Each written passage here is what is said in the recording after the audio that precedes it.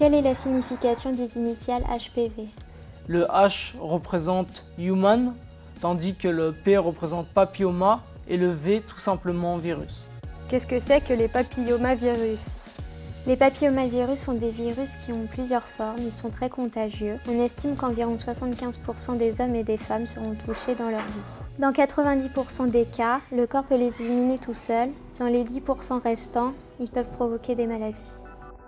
Y a-t-il un âge particulier pour être contaminé? Non, il faut se protéger tout le temps, mais les risques sont plus présents au début d'une vie sexuelle active. Quelles sont les différentes formes des HPV? Il en existe plus de 200 qui ont des numéros. Ils sont plus ou moins dangereux et peuvent donner des maladies comme le cancer. On retrouve les numéros 16 et 18 dans le plus grand nombre de cancers. Quels sont les cancers qui peuvent être dus au papillomavirus? Les cancers de l'ORL au niveau de la gorge, du pénis, du col de l'utérus, la vulve, le vagin et l'anus. Le papillomavirus provoque-t-il seulement des cancers?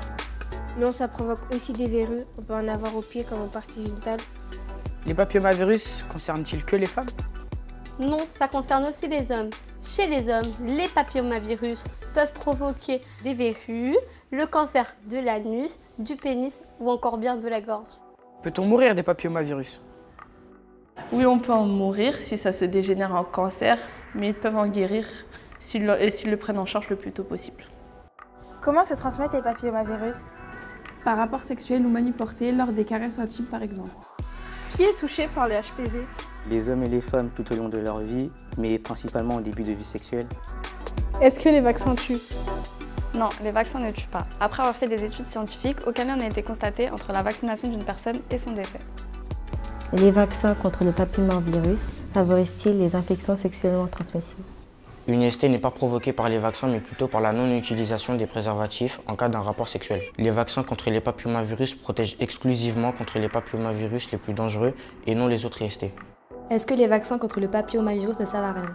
Faux, dans les pays où on se vaccine beaucoup comme l'Australie, il y a une réduction de la contamination des papillomavirus. Qui est concerné par la vaccination et comment est-elle prise en charge? Elle est prise en charge pour les filles de 11 à 19 ans et seulement pour les garçons homosexuels jusqu'à 26 ans. À quoi sert le frottis?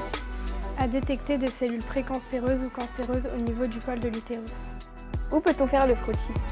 Chez les gynécologues, les médecins généralistes, les sages-femmes ou encore au planning familial. Il est recommandé pour les femmes entre 25 et 65 ans. Il est à faire tous les 3 ans. Est-ce que la capote suffit pour se protéger? La capote ne suffit pas, il faut toujours continuer à l'utiliser pour se protéger contre les autres maladies.